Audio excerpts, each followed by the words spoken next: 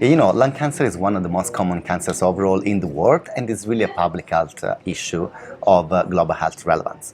And one of the most important treatments to treat patients with advanced non-small cell lung cancer, that's the most common type of lung cancer, is immunotherapy, and in particular PD-1, PD-L1 immune checkpoint inhibitors. While these drugs have really provided major advancement in the cancer care and improved the survival of patients, they are broadly inaccessible overall. And that's why we investigated what could be a financially justified, fair pricing to access the immunotherapy in lower and middle income countries with key specific country studies.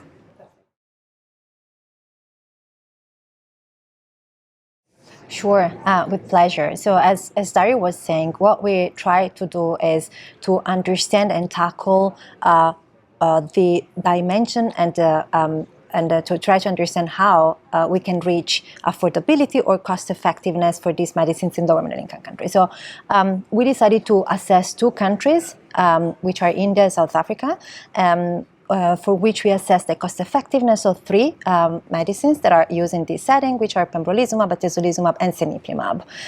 We applied a partitioned survival model, which is the model that is most commonly used in these settings.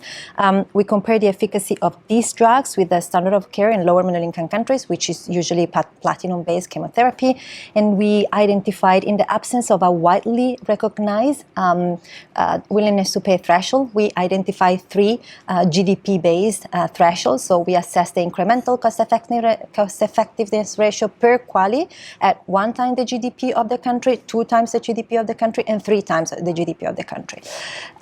We make the assessment from the perspective of a public health system. We collected data either through the clinical and safety data of the pivotal randomized clinical trials of the three medicines, or through key informant interviews with country national stakeholders. The length of the treatment for the immunocheckpoint inhibitors arm was assumed to be up to 35 cycles, so 2 years, or until disease progression, while for chemotherapy it was between 4 to 6 cycles.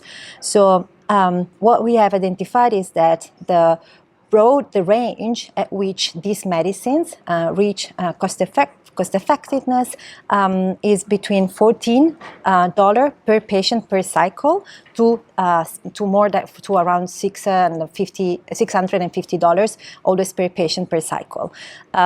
What does this mean? It means that if we make the comparison between the current acquisition cost of these medicines in the country, so in India and South Africa, compared to the price that we have identified as cost-effective price, we need to get a considerable price reduction, which is up to, the maximum price reduction that we identified is 93% in India and 85% in South Africa. However, the good news is that we try to understand what is how different techniques that can be applied together, such as dose optimization or vial sharing, if this strategy can be successful in achieving at least partial price reduction, and the result was positive. So putting all the evidence together, what we realize is that yes, the price reduction that is needed to achieve cost effectiveness is relevant. However, different medicines, which are as well monoclonal antibody for cancer treatment, did manage to reach this price rationalization in the past, such as trastuzumab, and exactly in the country that we assess, so India and South Africa. And one of the key enablers to reach trastuzumab price rationalization was really the availability of biosimilar version of the drug. So the results show that if biosimilar availability can be matched to dose rationalization or vial sharing or other strategies such as shorter treatment shortened duration of treatment can be successfully and can be combined together to reach what is the cost-effective price that we identified through the assessment.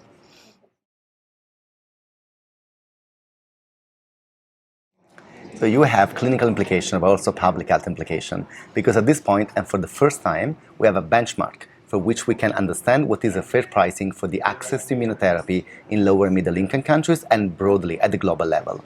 We know where to set a trade-off to understand what is the balance between the access and sustainability of the healthcare that can inform the national policies for the pharmaceutical policies to uptake and invest on this new high-value immunotherapy, now that immunotherapy is coming toward becoming something very relevant for the global health.